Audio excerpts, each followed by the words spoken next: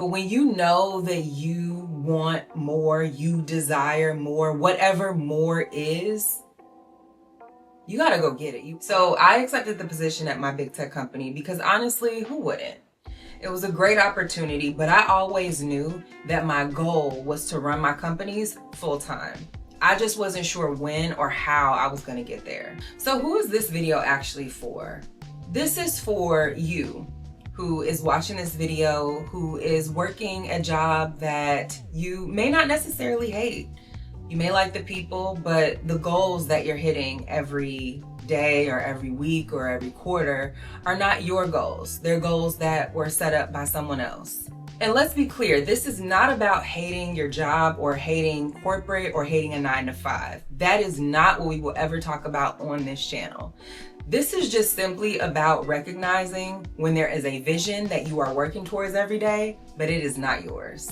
Now, I've spent the last 6 years building my educational tech company and also creating content even longer than that, all while working my various full-time jobs, even outside of my last job. I've always worked a full-time job, and for as long as I can remember, I have always had some passion project or some business that I have been working on. And I always knew that I wanted to go full-time, but the thought of stepping away from my safety net, my healthy 401k, my savings, my investments was just really scary. And about 4 years ago, I got the opportunity to work at a great company.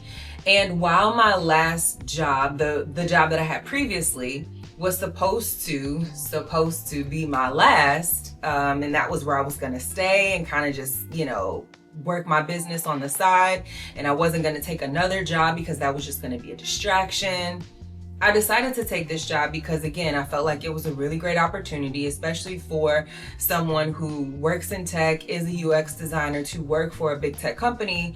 I thought it was a really great idea because why not? I thought that it would give me credibility, especially for the work that I do with my educational tech company. I also knew that it would be a really great opportunity for me to learn a lot and just become a better UX designer. And the reason why is because it really set me up in different ways. Number one, it set me up for the most part financially. It set me up to build on a lot of the things that I was already doing and things that I was wanting to do. So I look at my time there as a tool.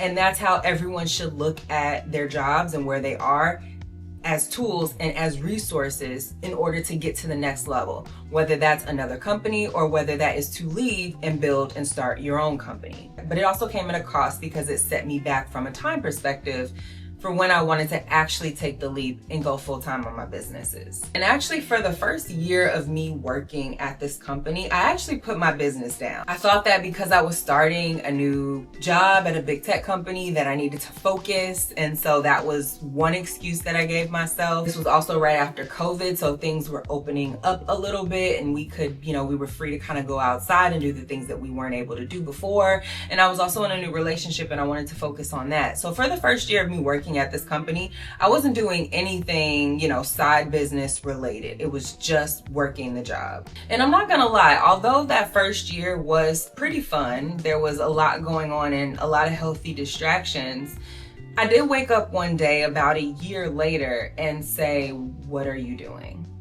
And it was at that moment that I kicked everything back up with my business. I started everything, picked it back up like I never left it. And that is where the story really picks up. So for the next 3 years, I did what I had always done. I did what felt normal to me, which was working a full-time job, getting off and starting to work on my businesses. I worked a lot on the weekends. I worked a lot in the evenings. I worked a lot in the early mornings. And I did that for about 3 years. While I will say there were several different moments where it clicked for me, like, what are you doing? Why are you still working this job? Why are you working 3 jobs? Why are you running yourself into the ground? And one of the questions that I get a lot is, what was the moment for you where it all clicked? What was the moment for you where you said, enough is enough? I need to step away. And what I will tell you is that for me, there wasn't a singular moment. There were several different moments for me where I said, it's time for me to leave. Some of those were personal, some of them were professional. And one of the things that kept popping up for me every time one of these instances would arise would be, if not now, then when? And I'm probably gonna say that a lot throughout this video, but if not now, then when became a ringing chant in my head. You know, they always say you don't wanna get to the end of your life, or when people get to the end of their life, they don't think about the things that they did, they think about the things that they did not do. I don't wanna be that person when it comes to my career and my life and what I could have had or should have had or would have had I just taken the leap. Had I just not been scared, had I just taken a risk, a calculated risk, but still a risk. I didn't want to have those regrets. I feel and felt so strongly about my businesses, like I'm sure we all do. And it's not even just a feeling, but I have a track record and income and all of these things that show me that if I just had enough time, enough bandwidth to go full time, we could make this a thing. But I was scared. The other thing that I also knew was that I had no desire to move up in any company. I had no interest in leadership. I had no interest in director level positions. I had no interest. And that all more than likely stems from the fact that my interests stem from the things that I want to do in building my company. For somebody like me, and I'm sure like yourself if you're watching this video, who is very ambitious, a go-getter just by nature and always like what's next, what's next, what's next, that feeling is not conducive to the environment that I was in, because the environment is promotions and what are you doing to, hit this, or, let's talk about what's next for you. And I don't know if I wanted to talk about what was next for me, because I knew that, like a lot of people know, that what's next for me was not there. It was not a corporate job. It was running my own thing. And I kind of got tired, I got tired of living the lie, because the truth was that I am a founder. I am a content creator. And that is what I love. I also love UX, which is what I was doing, but just not in that capacity. And that is okay. I love teaching it. I love helping my students. I love helping them realize their potential, build portfolios, land at amazing companies.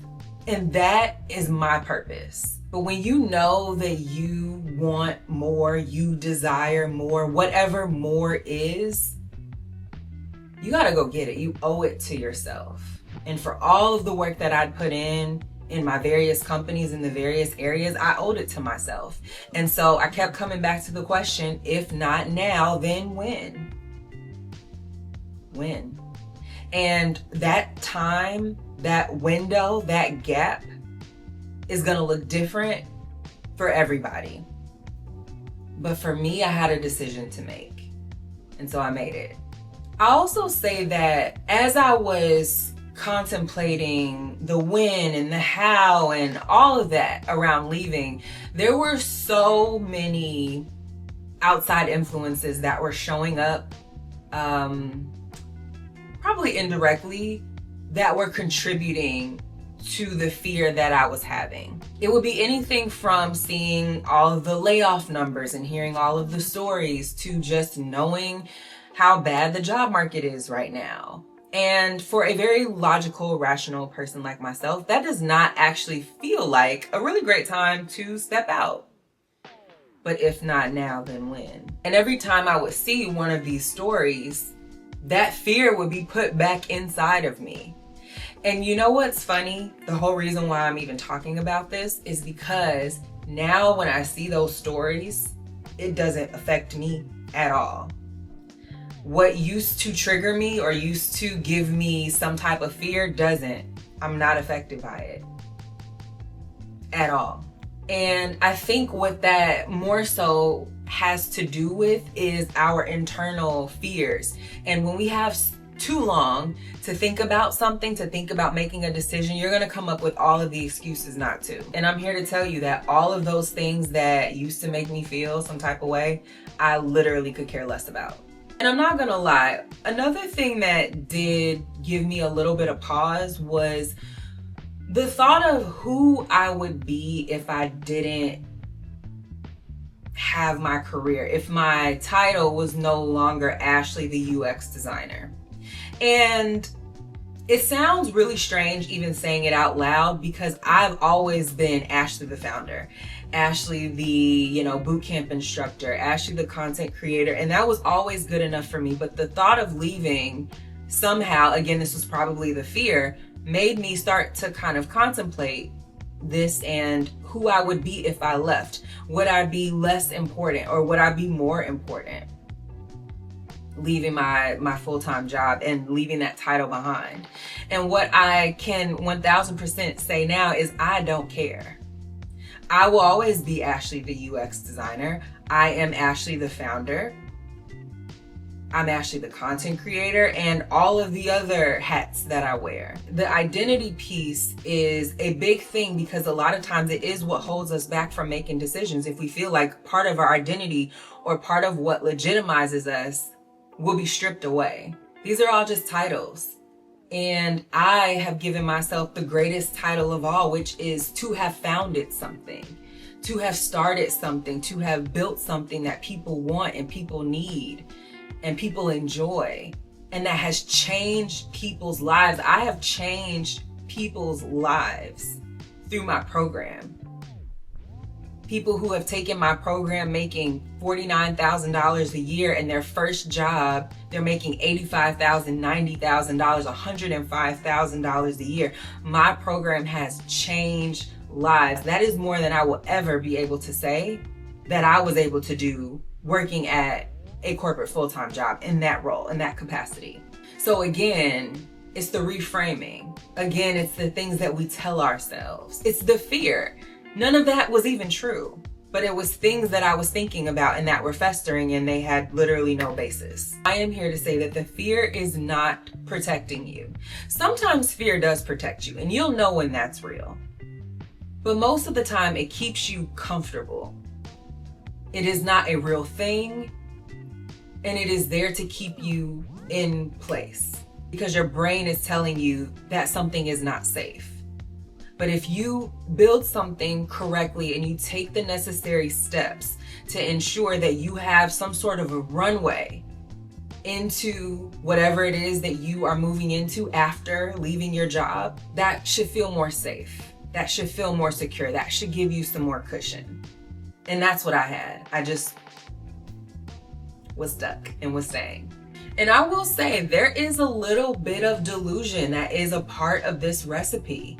There just is. There has to be a piece of your mind that says every single day, even if you for a week got no clients, no customers, and you founders know what I'm talking about, but there's that thing that still turns on every day called delusion. It's positive delusion, and it says today is the day. Go get it. Delusion and positivity is also a very big part of this recipe. This is the belief that you're gonna make it regardless. You're gonna be okay regardless. And I am not pushing delusion. Like I said, I'm not pushing this in the sense of you have nothing started. I would not advise that. But if you have been building and you have been working and you have, income, and it's enough to kind of sustain you, and you know what your books look like. You know if this leap makes sense or not. And if not, keep building, keep striving, keep working. But if you are there, you have to have this thing inside of you that is louder than the fear. So now what do? You want to leave your full-time job, but you don't feel like you're at that point yet. I have 3 words for you. Plan, test, and go. Plan out what it is that you want to do. When do you want to leave? You need a very detailed work back plan. If you guys are interested in this, I can do this in a separate video for you about how I actually did this. But plan everything out. Plan out all of your bills, plan out all of your income that you will have, because obviously you won't have your full-time job. How is this actually going to work? You need to be able to see it on paper. And then you have to plan out what the exit strategy looks like. Then you want to test it. You need some time. Give yourself some time. I gave myself 6 years. That may be a little bit too much time, but that's how much time I gave myself. Test it. How consistent is your business?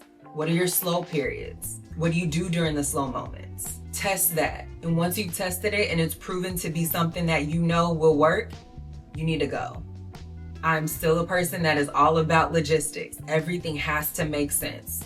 Financially, personally, professionally, that is all a part of the testing phase and the planning phase. Make sure that everything is taken care of. Don't leave anything on the table. Now is not the time. There's also no rush, right? As much as I am here to give you the encouragement and to tell you about my story and what made me stay and feel stuck for 6 years, there's also a strategy. There's also logistics that go into this. You do not want to rush. And just remember that there are days where you are going to doubt yourself, even while working your full-time job and trying to figure out how you're going to make this switch. But that delusion, aka that belief that you are going to make it regardless, that your company, that your product, that your service is going to be fruitful regardless, will sustain you. The want, the desire for your business to see it grow and to nurture it will sustain you. Not financially, that's not what I'm saying, but I'm talking about in the difficult moments. Because being a full-time entrepreneur is not all peaches and roses. It's not. But it is worth it. And I'm finding that had I done this a while ago, I would have found a level of happiness and freedom that I didn't know was out there. But my timing is mine, and I'm glad I decided to bet on myself when I did. And if you're curious about how this first month or so has been going for me, things that I've learned and realizations, I actually recorded a video on this, so you can check that out. I'll link that for you so that you can really dive in. I talk about the things that they don't tell you when you take the leap, what it feels like working on your own and really trying to figure it out in that first month, month and a half. And if you're curious to see how the rest of this journey plays out, make sure that you subscribe to my channel. Make sure that you like this video. And I'm going to be doing more videos like this. So your comments, your questions, please leave them all in the comments so we can be on this journey together. Whether it is something that is just inspiring you for right now or interesting to you right now, or if you're actually in the plan, test, and go phase. I'm curious. Let me know in the comments. I'll see you guys in the next video.